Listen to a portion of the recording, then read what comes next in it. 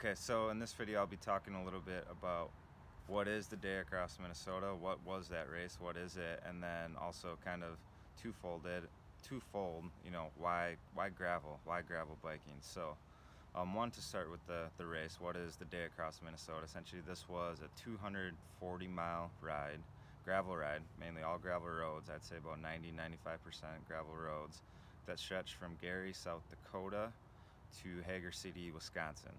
The ride started at midnight, and you had 24 hours to finish the ride.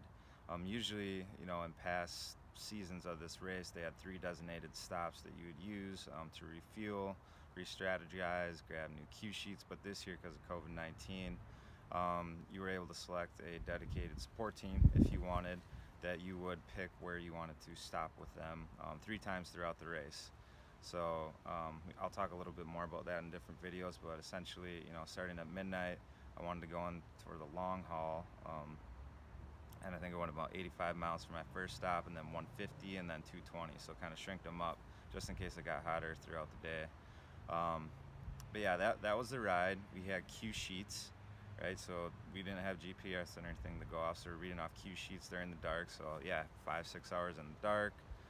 And the ride took me about 14 hours. So this was really my first kind of long gravel grinder race event that I've ever, that I've done before. So it was quite the ride to start off with, but I'm glad I did it. And kind of next leading into why gravel riding. So I kind of just picked up on it, before I started even gravel riding. I was mainly doing commuting and just road biking, charity events. But I just saw a lot about it on social media and such, and then saw more articles about it. And really what I like about gravel riding is, one, I guess you start with the safety component of it. Really, road riding in the city can get dangerous, and there's a lot of people that have been killed on the roads before. When it comes to gravel, you kind of pick your spot.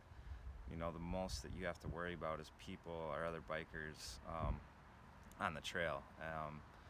Another thing about gravel that's awesome is you still get that sense of adventure. There's new places to explore, new routes to try out. There's so much gravel out there that people have no idea, what even exists out there. So there's so many different roads to tap into. Here in Minnesota, across the states, lots of untapped gravel roads out there. And kind of third thing leading into it, thing I like about it is it's still a little bit technical, and you have to be aware of the lines you choose and strategy in terms of tires. So it's not all the way to the extent of mountain biking, where you got some real technical, rocky, rooty terrain, all that jazz, but it still has that component to it, and you do some off, what do they call them, non-maintained roads. I can't think of the correct term for it right now, but there's some technical pieces to it that I love about it. So just, yeah, one, it being more safe. Two, you still get that adventure component to it. You can ride through the mountains if you go out west a little bit with some gravel riding. There's some great country land out here in Minnesota to check out, so that sense of adventure is always awesome. And then three, it still has that technical piece to it that you always have to be aware and mentally ready for. So yeah, that kind of recaps, what the dam is, what the ride was about for me, and then just a little bit about why I got into gravel riding this year.